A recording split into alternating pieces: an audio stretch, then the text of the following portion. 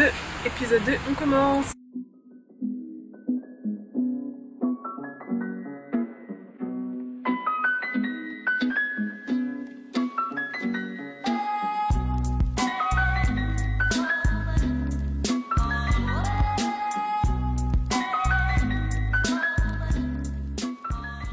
Bonjour à tous et bienvenue sur la chaîne YouTube d'Atelier 316, habiter l'intérieur, vivre à l'extérieur, bien habité pour mieux vivre. 21 février 2021, ce que je fais au balcon, ce qui a changé, ce qui est en train d'évoluer, on commence tout de suite. Alors vous voyez, il y a un petit peu de nouveauté. Aujourd'hui, ce sera mission terreau, un petit peu comme hier. Je vais continuer un petit peu de mettre du terreau dans les bacs qui sont encore, alors pas vides, mais semi-vides, à moitié vides, donc il faut les remplir complètement. On a quand même certains pots qui sont déjà pleins.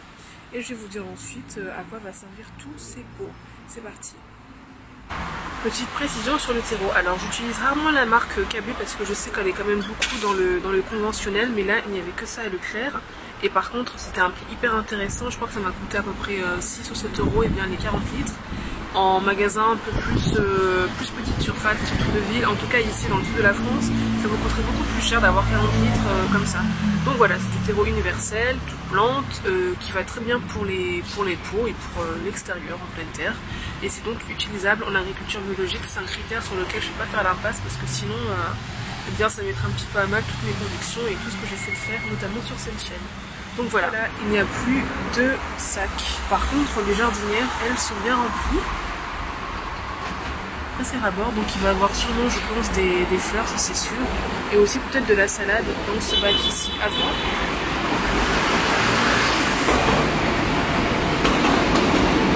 Désolée pour le train. Donc, les 5 jardinières suspendues sont aussi remplies en matière de terre, enfin de terreau.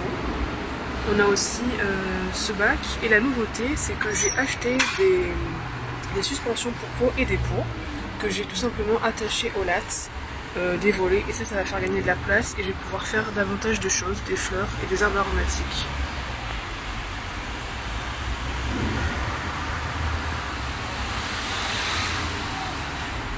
Ceci est un dracena.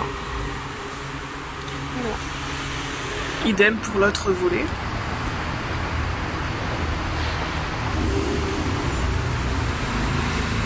Fleurs aromatiques, peut-être un plant de fraisier ici.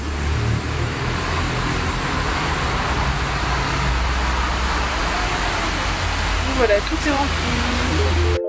Alors, les avocatiers, eh bien je crois qu'ils se portent plutôt bien, mais ces taches brunes sont normalement en fait le signe que l'air est un petit peu trop sec et un petit peu trop froid, donc pas assez humide et chaud pour eux. Ce qui fait que les feuilles se dessèchent. Mais ça devrait se calmer d'ici quelques semaines, hein, quand la belle saison sera quand même bien entamée, qu'il fera un peu plus chaud. Donc voilà, en tout cas je trouve quand même que l'air extérieur c'est toujours meilleur que l'air intérieur. Donc voilà, ils sont adaptés aux conditions entre guillemets climatiques du réel. Et on verra bien s'il y aura une résistance pour une future transplantation en pleine terre et du coup avoir de vraies valeurs. Alors, rempotage des bébés citronniers. Moi je suis vraiment impressionnée de voir à quel point les racines sont toujours beaucoup plus grande que l'extérieur, c'est-à-dire c'est un petit peu comme la face cachée de l'iceberg. Donc le pot il est à peine plus grand, c'est celui-ci, mais ils vont pouvoir se développer pendant quelques mois et puis ensuite soit les mettre en terre directement, ça serait le plus beau des souhaits, sinon dans des pots alors au moins 3-4 fois plus grands. Concrètement, ce qui a changé, donc là on a donc la jardinière et bien de chlorophytum qui s'épanouit ma foi, donc voilà, ça pousse tranquillement mais sûrement. On a ce gros pot dans lequel je vais faire pousser je pense des courgettes et je vais toujours amender en fait mes pots de plantation potagère, enfin mes plants de plantation potagère, bref vous avez compris, avec des compléments comme c'est-à-dire des lentilles, des haricots, mais aussi des fleurs un petit peu du style des tagettes ou des œillets tout simplement pour attirer les butineurs. Donc voilà, et pour aussi leur fonction un petit peu défensive contre les nuisibles. Ici j'ai le figuier qui est en train de bourgeonner, voilà, il n'y a rien d'autre à dire. Il va bientôt être en fleurs ou en feuilles en tout cas, dans pas très longtemps, et ça c'est super. Et ici doucement mais sûrement c'est en train de pousser. Au centre on a donc des pins de pommes Gala, je crois, des Hautes-Alpes qui sont en train de pousser, qui ont éclos il n'y a pas longtemps. Donc je les ai mis à peu près il y a un mois dans leur pot en terre et là maintenant c'est en train de sortir. Là je crois que c'est l'arbre de juillet, toujours là, et puis petit à petit, bon, voilà, ça sort de terre, ça pousse. Alors ici, un pépin de pomme Fuji que j'avais particulièrement apprécié, désolé pour le bruit, qui est en train de sortir. Hein. Je pense qu'il y en a 5 qui vont nous rejoindre, en tout cas j'espère. Les roses trémières qui continuent et bien de rester à leur stade. On va voir si elles vont évoluer. La Ashwagandha qui est en train de devenir un petit peu jeune pâle. Et sinon les plantes graves continuent de pousser, d'évoluer. Donc voilà, cactus. Hein. On a des nouveaux copains ici. Alors je connais pas la variété, ça ressemble à des bébés palmiers, je sais pas du tout. En tout cas celui-là. Ici on a toujours un bébé noyer aussi qui va normalement bourgeonner et surtout feuillir. Je ne sais pas si ce mot se dit, mais y compris produire des fleurs. Donc dans les jours, enfin dans les semaines qui arrivent. Et de l'autre côté, donc comme je vous l'ai dit, rempotage de citronniers. Les fraisiers, ma foi, qui sont toujours vivants, donc il y a de la vie et de l'espoir. Ça va accueillir donc des racines. Et là, mon noyer aussi qui est là, qui se tient bien pour l'instant. Alors dans cette zone, qu'a-t-on? Eh bien toujours marronnier, futur amandier, etc. en attente de germination. Mais moi je le sais, ça va pousser. D'ailleurs hier en retournant un petit peu la terre, j'ai vu qu'il y avait des amandes qui avaient commencé à germer. Donc on les voit pas parce que j'ai bien entendu remis de la terre par-dessus. Mais en fait il y a des racines qui sont en train de sortir, c'est en train de sortir en fait. Donc vraiment je crois que le mois de fin mars, début avril, on va avoir de très bonnes surprises. Voilà, là, je vais commencer les semis dans une quinzaine de jours. Pouvoir être transplanté d'ici la fin du mois de mars, mi-avril, parce que quand même dans le sud-est de la France on a un climat qui est particulièrement clément. Et du coup qu'est-ce qu'il va avoir? Il va avoir des fleurs. Alors pas tout va être en semis en bouteille, il y a des choses qui vont être directement mis en pot, mais là par exemple on va avoir je pense une alternance entre les fleurs, fraisiers, fleurs, je sais pas quoi encore, et fleurs. Donc là je vous l'ai dit, ce sera sûrement de la salade et encore des fleurs. Là plutôt de la courgette.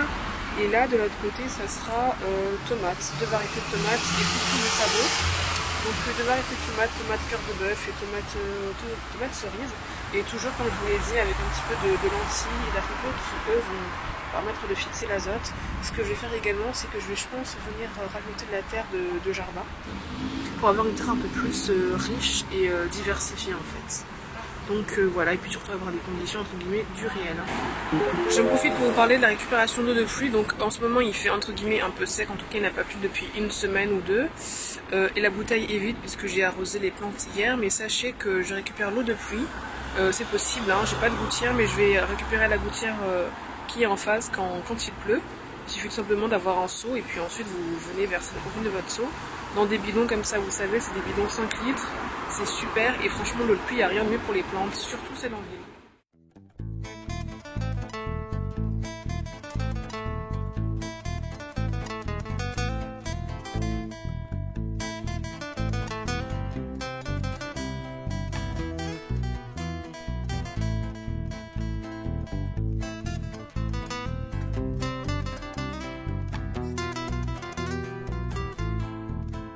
Que je vais tout simplement semer au fur et à mesure des semaines, hein, pas tout de suite, mais voilà, on a un petit peu de cocopelli et 50% aussi de la ferme de Sainte-Marthe, donc on est sur deux semenciers bien distincts.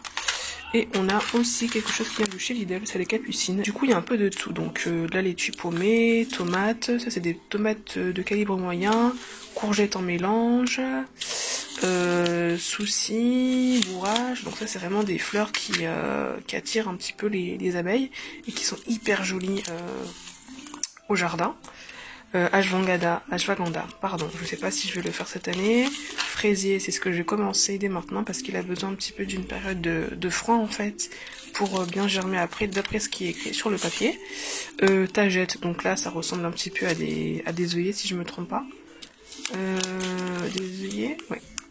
Ensuite de la menthe, ça c'est super, basilic, du radis, de la ciboulette, de la sauge, capucine, du coup je vous l'ai dit. J'ai aussi mes propres semis que j'ai récupérés, donc 7 pépins de pommes golden, c'était pas des galas mais des golden comme je vous ai montré à l'extérieur. Graines de potimarron, parce que j'aime beaucoup les courges. Et là, on a des cœurs de bœuf que j'avais récupérés parce que j'avais trouvé ça extrêmement bon. Donc voilà, il y aura de quoi faire et à suivre dans les jours prochains. Le bébé avocatier, je pense que c'est le 7e ou le 8e, je ne sais plus, et bien a été mis, on va dire, sous serre.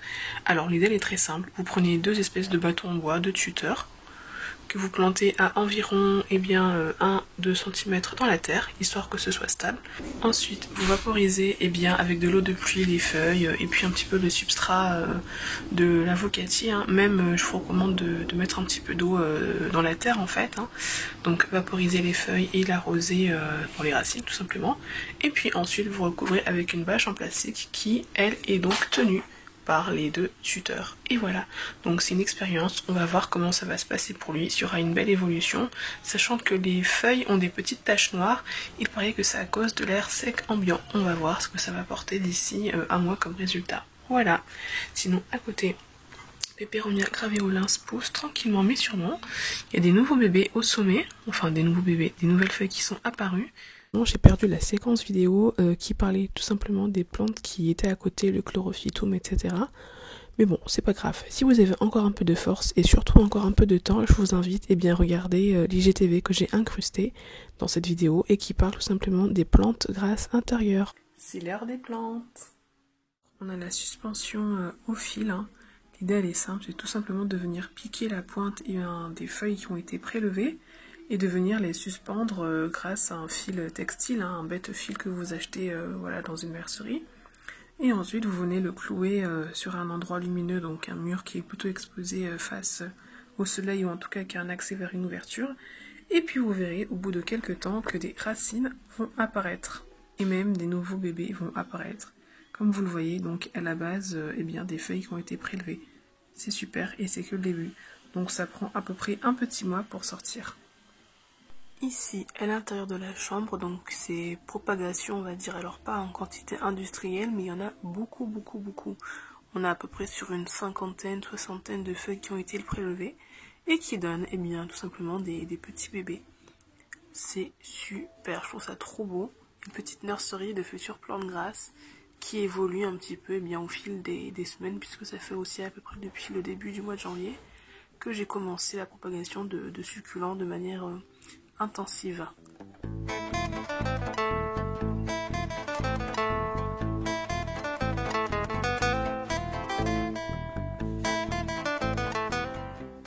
Nous avons ensuite sur le balcon cette plante qui a été prélevée. Donc là aussi propagation de feuilles, donc on a un plant là qui a été directement mis en terre, les racines vont apparaître et là les petites feuilles pour faire de la propagation des succulents, les racines vont apparaître et là je les mets tout simplement à l'air frais, à l'air naturel pour que ça pousse et ça poussera également. Et pour terminer, donc là on a vraiment le coin plante grasse ici, à l'extérieur du balcon, posé sur une soucoupe de jardinière et ça évolue plutôt bien. Et contrairement à ce qu'on pense, les plantes grasses ne souffrent pas forcément du froid. Au contraire, elles viennent de climats qui ont une température assez extrême, donc très chaud en journée et parfois très froid le soir. Donc c'est pas du tout un souci de les garder au frais, il faut juste par contre ne pas les arroser. Et dès qu'il pleut, je les recule pour pas que l'eau de pluie les humidifie trop. Donc alors c'est pas nécessaire en ce moment. Voilà, le balcon végétalisé, part 2, en tout cas deuxième partie, c'est terminé. N'hésitez pas à liker, à partager et surtout à commenter. Laissez vos questions, vos avis, vos remarques, etc. en commentaire. Moi je vous dis à très vite pour une prochaine vidéo et rendez-vous le 21 mars, du coup pour voir l'évolution du balcon végétalisé. À très vite, portez-vous bien, shalom.